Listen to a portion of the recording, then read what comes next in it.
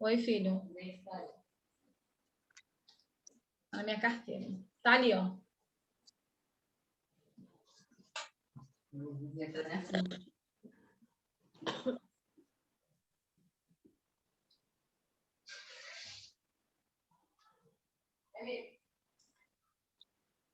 Doença é um processo restaurador. Então, vamos lá. Vou voltar para o câncer, para vocês entenderem melhor. Tudo bem que naquela época, né, se tinha, a gente não conhecia por conta dos exames complementares. Existe o câncer benigno e o câncer maligno. Quando eu falo de doença em si, eu preciso o quê? Restaurar aquilo ali, né? É aquilo que eu posso estar aliviando, né? Que ele pode ter cura ou não. Só que o papel da enfermeira entra como doença na parte de instruir, né? Como prevenção, né? O que ele pode fazer para poder não piorar? Joguei para a diarreia do seu João. O senhor não pode se alimentar com alimentos gordurosos. Foi. Quando eu falo de saúde, né? São o que levou, né, o seu João a ter uma doença. Quais foram os fatores que prejudicou a saúde do seu João? Seu João, ele resolveu comer uma comida aí contaminada. Seu João resolveu se entupir de gordura. Foi o que levou a ter essa doença, essa infecção intestinal. Conseguiram entender? Entendi sim, professora. Só que no caso, nessa segunda frase, acho que a dúvida estava aí, porque está dizendo que o papel da enfermeira seria de ajudar o doente a manter suas forças vitais, assim de prevenir a doença. Mas no caso aqui, a doença já está instalada. O que eu não, foi o que eu falei, o que eu não posso deixar é essa doença ter o quê? Uma complicação. Mas a doença em si, ela já está instalada. Eu só não posso deixar o quê? Piorar. Eu, como papel de enfermeira, vamos lá. Você tem filho? Sim. Suelen? Tem? Sim. Então, a sua filha ou filha? Filho. Seu filho, né? Ele está como diarreia. Você, como mãe, o que você vai fazer para poder não piorar essa diarreia do seu filho? Vou dar chazinho, vou alimentos saudáveis. Você vai orientar ele da melhor forma possível, né? Ou vai alimentar, se ele não conseguir se alimentar sozinho, por ele ser pequenininho, mas que você vai dar algumas orientações, concordam? Para poder fazer o quê? não Piorar. Entendeu? Para não piorar. Entendi. Posso passar? Sim. Pode. Sim. Sim. Bom, Florence tem um atendimento que ser humano, homem ou indivíduo, tanto homem ou mulher, tem a habilidade e a responsabilidade de alterar a sua situação existencial. É aquilo que não está o quê? Acontecendo. Vamos voltar lá para a saúde, né? O paciente, ele tendo consciência, ele não pode mudar os seus hábitos alimentares, ele não pode fazer com que a sua situação de doença, vamos botar assim, relacionado à doença, ela melhore a partir do momento em que você possa estar fazendo alguma atividade física, né? É aquilo que eu estou vendo o quê? Como opções para eu poder melhorar a minha o quê? A minha saúde. Conseguiram entender? Sim. Sim, não, talvez? Alguém tem dúvida? Eu não entendi muito, não. Vamos lá. Estou falando ainda do entendimento de doença e saúde na teoria, né, de Florence. Mas ela ainda tem um entendimento que o ser humano, homem ou indivíduo, homem ou mulher, o indivíduo em si, tem a habilidade e a responsabilidade de alterar suas situações existencial. Então, vamos lá. Para eu poder melhorar o meu bem-estar físico e mental, eu não posso mudar? O que eu tenho que fazer para poder melhorar? Se eu estou me sentindo incomodada com o meu cabelo, porque ele está muito grande, está me dando muito calor, eu vou fazer o quê? Vou cortar. Entendeu? Se eu vou falar, gente, se eu estou me sentindo um pouco acima do peso, né? Que ao caminhar, né? que ao fazer alguma atividade física, que ao correr atrás do meu filho que está pequeno ainda, eu me sinto muito cansada, o que eu tenho que fazer para poder melhorar? Emagrecer. Emagrecer, fazer exercício. Fazer exercício. E Conseguiram mudar a entender? situação. Então, eu tenho a responsabilidade de mudar o meu estilo, vamos dizer assim, meu estilo de vida. É tipo o paciente se ajudar. Se ajudar, se autoajudar, não se sabotar. Entenderam? Sim, agora eu entendi. Enfermagem. Função de colocar o indivíduo nas melhores condições para a natureza agir, o que seria obtido basicamente pelas ações sobre o ambiente. Então, vamos lá. Aqui ela fala do ambiente. Como Florence queria melhorar, né, o ambiente dos seus pacientes naquela época. Ela se preocupava com o quê? Em ser local limpo. Boa, Suelen. Tava calor, limpo, né? Organizado. Luz, se tinha ruídos, né? Uma boa ventilação. Então, Alimentação. Uma boa alimentação. Então, a Florence entra justamente para essa forma. Quando eu falo de enfermagem, né, a função de colocar o indivíduo nas melhores condições. Na prática, no dia a dia, né, é a mesma coisa, gente. Né? A gente sabe que trabalhar em um hospital público não é fácil, tá? Coitado. A gente tem uma superlotação, então realmente tem profissionais que trabalham realmente com muito amor, eu digo para vocês que é a arte do cuidar. A enfermagem, ela literalmente é improvisação, né? Em alguns determinados hospitais, que a gente precisa realmente improvisar, e a enfermagem é isso, é improviso também. Então, nesse improviso, é onde eu vou colocar meus pacientes nas melhores condições possíveis. Mesmo em rede privada, né? Por mais que a gente tenha tudo na nossa mão, mas não é só isso, né? Um carinho, um toque, uma posição, não tá bom assim, então vamos tentar ajustar assim, não tá bom assim, então vamos tentar fazer dessa forma. Então, não é num hospital privado, né? Porque a gente tem tudo que eles ficam confortáveis. Não é bem assim também, não, tá? Então, assim, algumas coisas a gente precisa realmente ter a arte do cuidar, ter um olhar holístico e tentar deixar esse paciente na melhor posição possível. Conseguiram entender? Sim. Sociedade. Sim. Alguém? Entendi. Sociedade e ambiente. Condições externas que afetam a vida do desenvolvimento do indivíduo. É aquilo ali, né? As coisas externas, o que estão acontecendo. Então, muita gente pode levar para a nossa vida, né? Tá acontecendo isso com fulano, porque ele tá cheio de problema assim, então foi que levou ele a ficar desse jeito, nananã. As coisas externas, que é algo relacionado ao ambiente ou até mesmo à sociedade, né? As pessoas, né? E lá naquela época não é diferente de hoje, né? É muito mais fácil apontar, mas lembrando que tem 3 voltado para o nó, para a gente mesmo, mas é mais fácil julgar, né? Se torna muitas das vezes mais fácil. E é justamente isso, tá? Foi? Ambiente. Professora, eu não entendi. Quem não entendeu? Pode resumir de novo para mim, por favor? Posso. A sociedade e ambiente. Condições externas que afetam a vida e o desenvolvimento do indivíduo. Então, vamos lá. Quem é que está falando? Só para saber quem está falando. Eu, Agatha. Agatha. Isso. Agatha, vamos lá. Você nunca passou, né? Ou já ouviu alguém falar assim, fulano está assim porque está acontecendo isso na casa dele, né? Fulano está no hospital porque aconteceu isso e isso.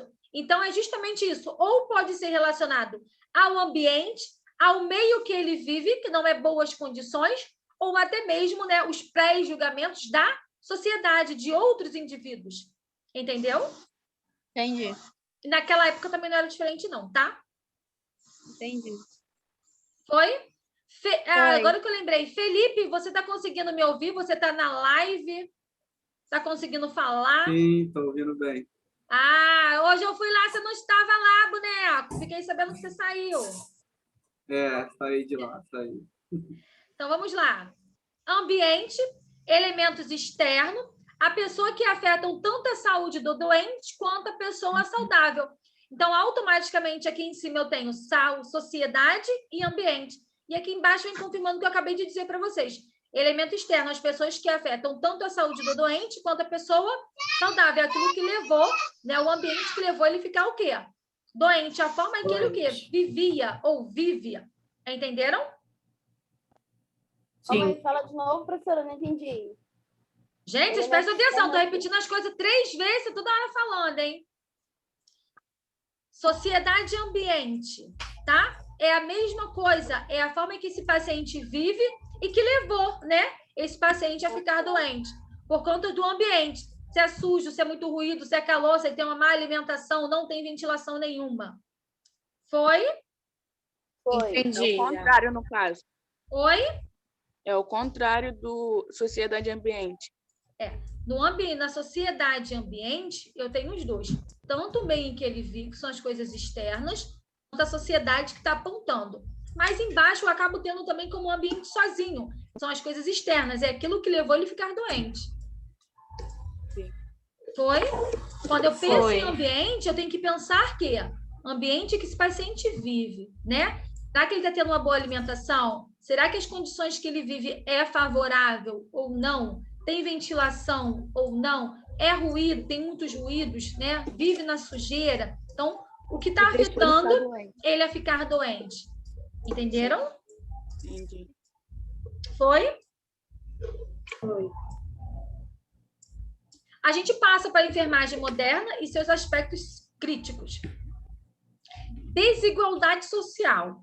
Isso aí, né, está nítido, é inevitável, né? Em qualquer, né, sociedade responsável pela transformação da história a partir do conflito entre os dominantes e o dominado, né? A gente consegue dizer que a desigualdade social é literalmente a lei de Chico e de Francisco, que naquela época também não era diferente. Mandava mais quem tinha o quê? Poder. E a desigualdade social não adianta. Isso acontece até hoje. Eu só vou dar como exemplo, né? Porque isso me chamou muita atenção essa semana. Então, para mim, na minha opinião, são casos completamente iguais. Jogador do Botafogo e aquele bombeiro, né? Ambos estavam embriagados, ambos estavam em alta velocidade e ambos fugiram do local, né? De flagrante ali. Ponto. Um vai ficar preso e o outro já foi solto. Literalmente, a lei do Brasil, que vale para Chico, não vale para Francisco. Desigualdade social.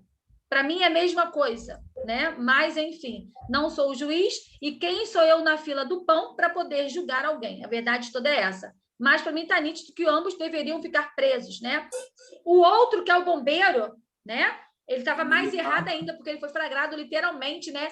Embriaguez, né? Por mais que não tenha feito teste, mas viu ali filmagem, ele com um copo de bebida, né? O uísque, sei lá o que era, né? Mas, enfim. Conseguiram entender desigualdade social? Sim. Naquela época, o que mandava mais era o quê? O militarismo, né? Ou você obedecia? Não.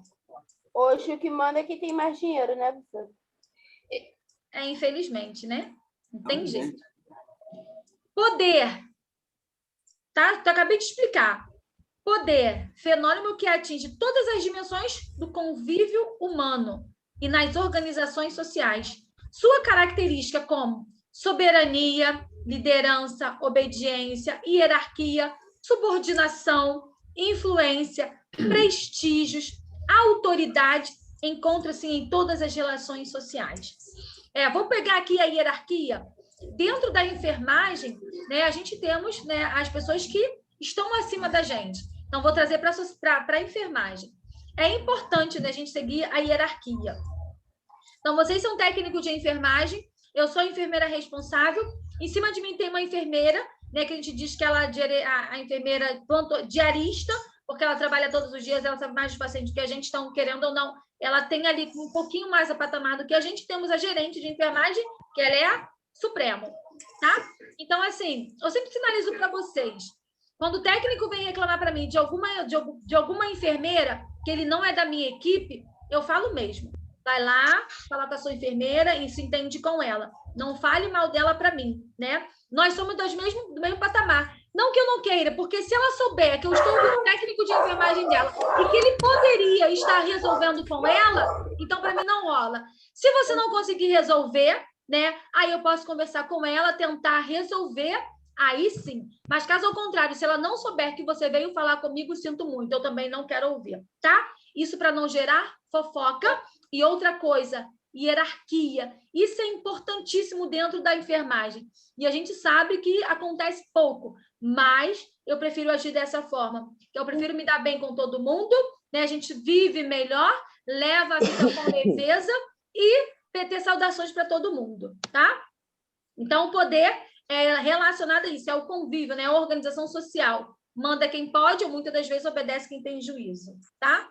Naquela época era a mesma coisa. Discurso formal da enfermagem, baseado na transformação da pobreza em princípio de saneamento e compromisso institucional, propondo a mudança e comportamento dos pobres em casas ou como paciente hospitalizado, né? Então, como eu tenho, se eu tenho, a gente pode tratar como PSF, então são as transformações que vem dando, né? Então, a gente dá essa assistência a essa, vamos dizer assim, as pessoas que mais precisam. Então, hoje é dividida em microárea, o qual a gente dá assistência, né, a todo mundo. Lembrando que tomar PSF, ele pega ali uma microárea, aonde os agentes técnicos de enfermagem, enfermeiros, médicos multidisciplinares, eles ficam ali, né, comandando aquela areazinha. Então, a gente tem um comprometimento, né, de estar dando a assistência. A gente não pega uma extensão toda porque não vai dar conta, por isso que é dividido em microárea. Isso aí a gente vai levar lá para atendimento básico, tá? Então, a gente dá uma pincelada só aqui relacionada a isso. Conseguiram entender?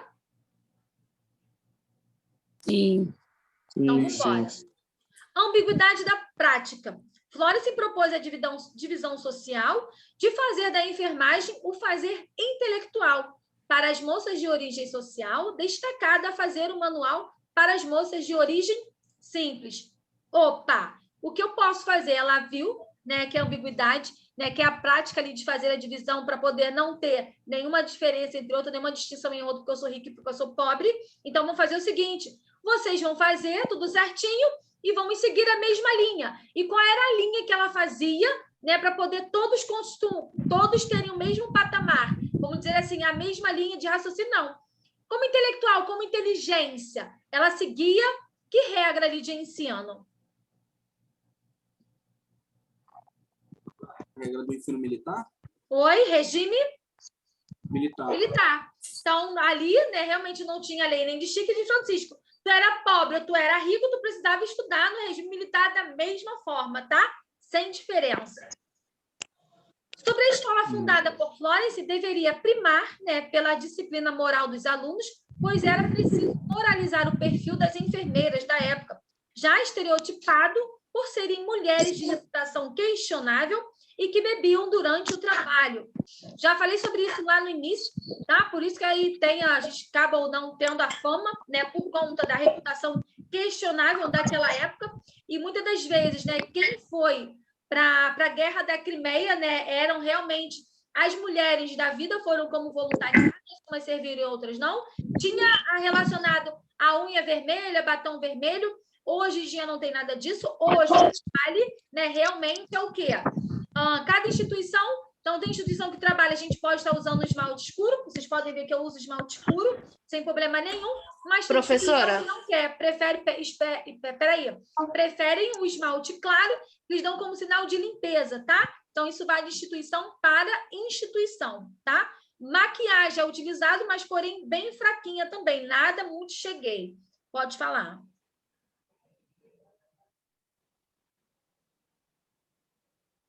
Quem perguntou?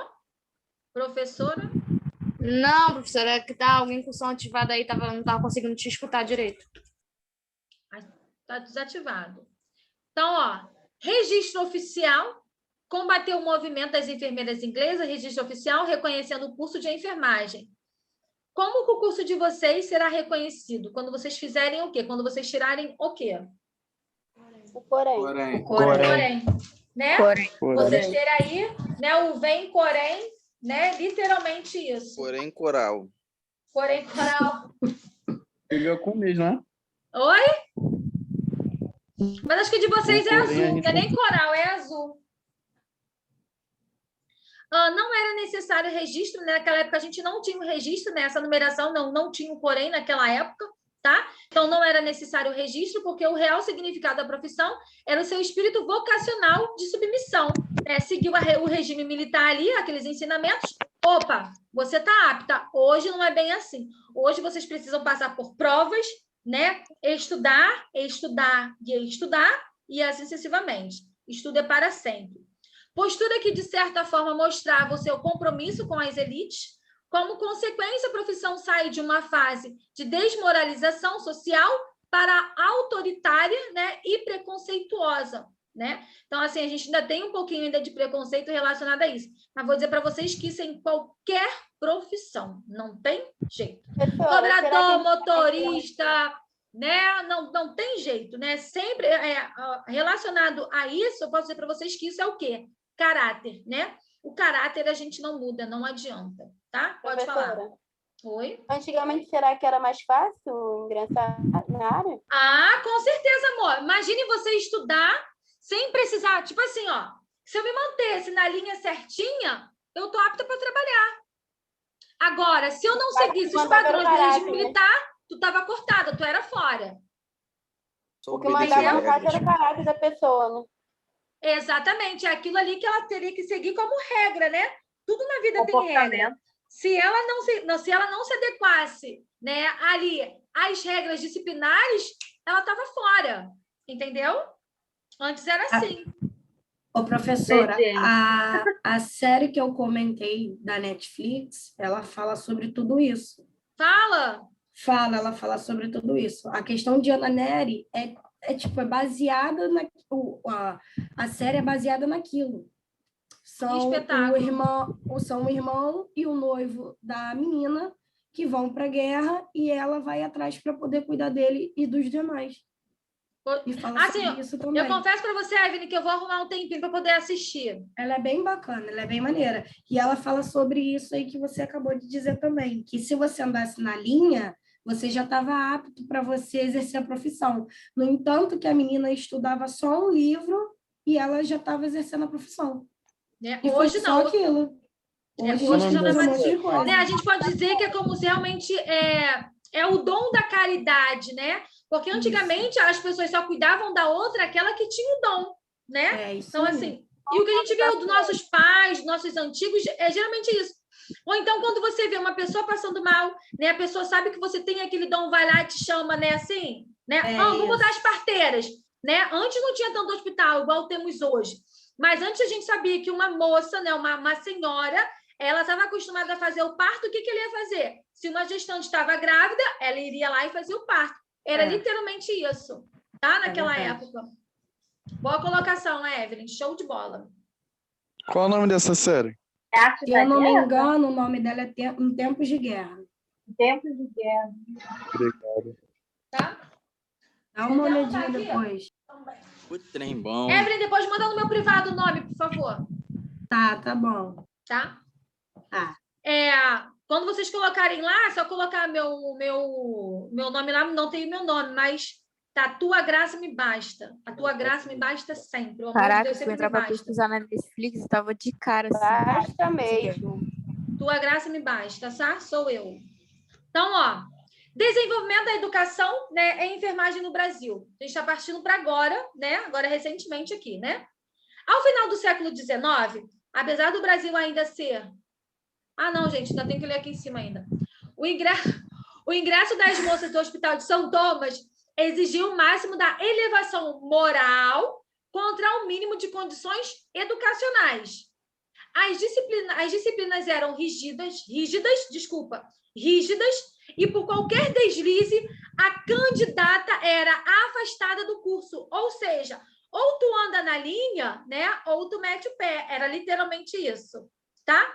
Perfil que também existiu no Brasil na sua implementação, né, e perdurou aí por muitos anos. Acabou durando aí por muitos anos, tá ok? Então, era assim que era formada as enfermeiras, tá? Gente, o Michael botou a cara aí, ó. Vocês estão vendo ele aí, ó. Maicon, só coloca a blusa quando você for para a live. Não pode ficar sem blusa, não, hein? Chamando a atenção aqui no ao vivo. Vamos lá. Eu sou dessas.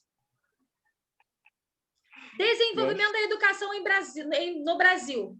No final do século XIX, apesar do Brasil ainda ser um imenso território com uma contingente populacional pouco elevado do discurso, um processo de urbanização lento e progressivo. Já se fazia sentir uma das cidades que possuíam áreas de mercado mais intensas, como São Paulo e Rio de Janeiro. Né? E você vê assim, grandes números, né? Grandes proporções, né? De técnicos de enfermagem se formando, de enfermeiros. Né? É uma área muito... Sou apaixonada, gente, vou ser muito sincera para vocês, sou apaixonada pelo mundo da enfermagem. Eu sempre dizia que Deus tinha me dado 2 dons, né? Um era de ser mãe e o outro de ter aí a arte do cuidar. Aí, o que aconteceu? Ele falou assim, vai ficar só nisso não. Você vai lecionar, você também vai dar aula. Eu vou falar uma coisa para vocês. Deus não escolhe capacitados, ele capacita, tá? Se vocês souberem o cagaço que eu tinha de falar lá na frente, quando eu fazia minha graduação, os seminários da vida, eu ficava da cor do papel, ficava da cor da minha blusa, tá? E literalmente isso, Deus não escolhe, ele capacita. E hoje, né, estou aqui lecionando para vocês, tá? É literalmente isso. As doenças infecto-contagiosas trazidas pelos europeus e pelos escravos africanos começaram a propagar rápido e progressivamente, tá? E é um mercado sensacional, tem vaga para todo mundo, tá? A questão saúde passa a constituir um problema econômico-social. Opa, né? Aqui a gente já pode dizer, né? Vem os hospitais privados, né? Onde tem aí o capitalismo. Vamos que vamos.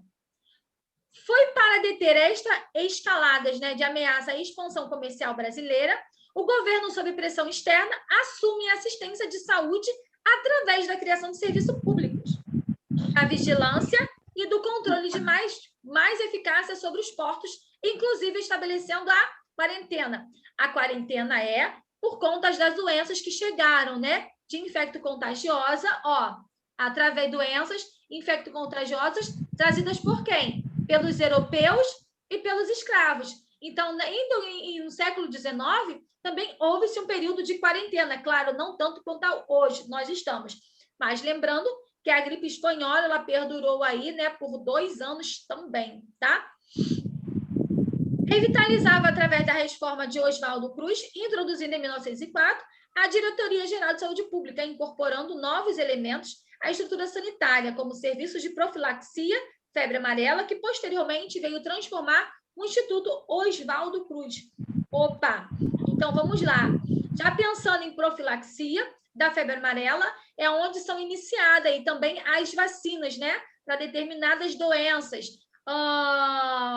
Exemplo, nós temos a tuberculose, nós temos a tetraplegia, nós temos meningite, a Prevenar contra a pneumonia e otite, né? Nós temos para sarampo, né? Varicela, que é a mesma coisa. Então, começaram a a produzir as vacinas.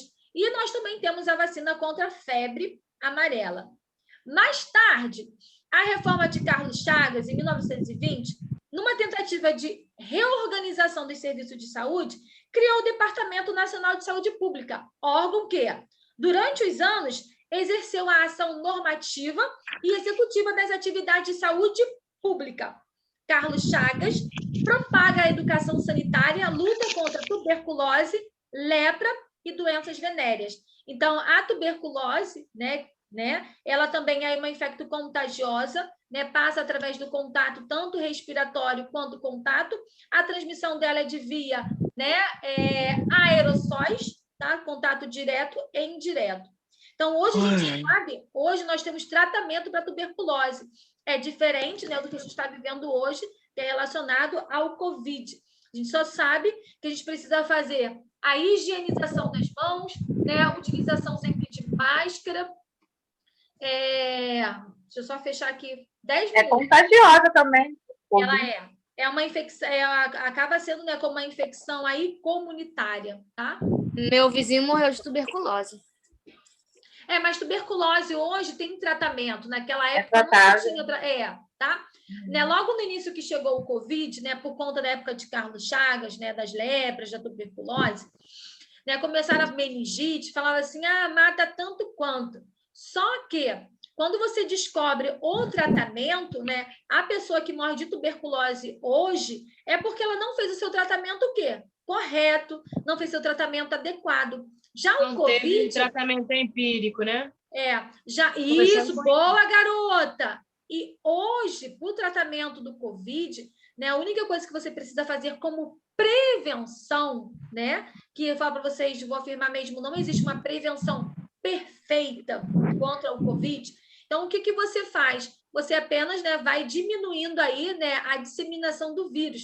Uma vez que você faz a higienização das mãos correta, uma vez que você faz a utilização das máscaras, né, sem aglomeração, né, grandes quantidades aí, né, e assim sucessivamente. Né? Então, hoje a gente não tem. O paciente que ele acaba pegando o Covid, né, entra em ventilação mecânica, ele está tratando o quadro respiratório dele, porque o vírus está ali, então é utilizado antibiótico. Mas, né, ainda tratamento, né, para poder realmente erradicar o vírus, nós ainda estamos o quê? Em teste. Hoje, quando você toma a vacina, né, as perguntas que fazem, é 100% eficaz? Não. Não é assim? Se eu tomei a vacina, vou pegar de novo o Covid? Não sei. Não é assim? Um montão de perguntas sem resposta? Claro, a única resposta concreta é que você vai tomar a vacina e você não vai virar jacaré. Isso aí é fato. Não vai fazer alteração do seu DNA. Tá? O seu DNA já foi formado desde que você foi fecundado. Então, caso ao contrário, não. Até hoje, não virei jacaré e já estou na segunda dose. Tá? Por enquanto. Não, já não ter virado já há muito tempo. Aqui em casa já tomaram as 2 doses e ninguém viu. Inveja. Né? Queria ter tomado a vacina também. Eu confesso que eu corri, mas agora não teve jeito, né? Mas eu corri. Vamos lá. Primeira escola de enfermagem no Brasil. A formação do pessoal de enfermagem para atender inicialmente os hospitais civis e militares, posteriormente as atividades de saúde pública. Principiou, né, como a criação pelo governo de escola profissional de enfermeiros e enfermeiras, no Rio de Janeiro, junto com o Hospital Nacional, alienados do Ministério, né, de Negócios do Interior. Esta escola é, de fato, a primeira escola de enfermagem brasileira. Foi criada no Decreto Federal 791, 27 de setembro. Guardem essa data, tá? 27 dias antes do meu aniversário, só um ano que é diferente, tá bom? De setembro de 1890. Não está tendo muito IPC hoje, né, professor? É o quê? Não está tendo muito IPC hoje, né? IPC é isso? IPC pra caralho! É não literalmente isso, ué. Tá? E hoje a escola de enfermagem, como Alfredo Pinto, pertence à Universidade do Rio de Janeiro. Ela é conhecida como Uni-Rio. E nós temos essa faculdade até hoje, tá? Escola de Enfermagem Alfredo Pinto é a mais antiga do Brasil, da data de 1909. Então, vamos lá. Né? Eu tenho a primeira escola, certo? A primeira escola de enfermagem fundada no Brasil. Quem foi? Qual é a escola? Alfredo Pinto. Claro que vai surgindo as outras, mas a primeira no Brasil foi Alfredo Pinto. É isso que eu quero que vocês guardem. Se eu aquela da Ana Néria? Professora, aí o ano que foi criado no... 1800. Gente, peraí, voltei um montão aqui, peraí. Aqui, ó. 27 de setembro. 27 de setembro, 890.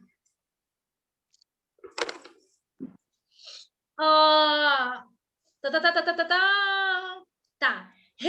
Reorganizada pela Maria Panfiro, uma das pioneiras da escola de Ana Néria, tá?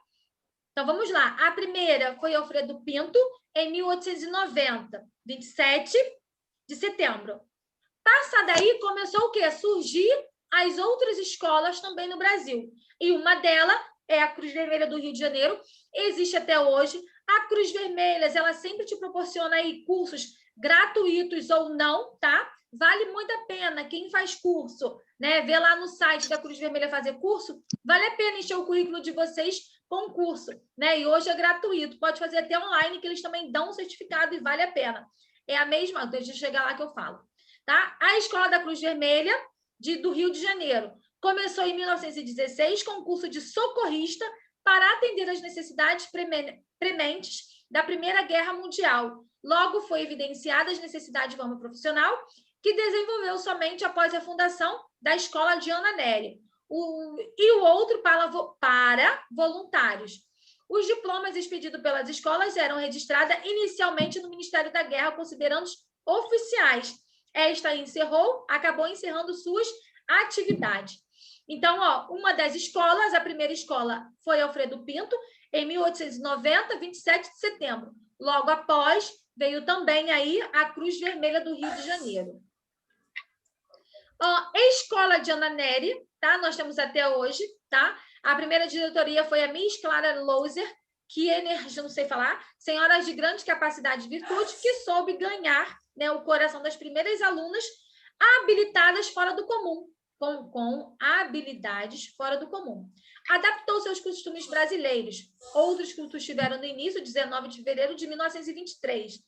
Com 14 alunas, instalou-se um pequeno internato próximo ao Hospital São Francisco de Assis, onde seriam feitos os primeiros estágios, tá?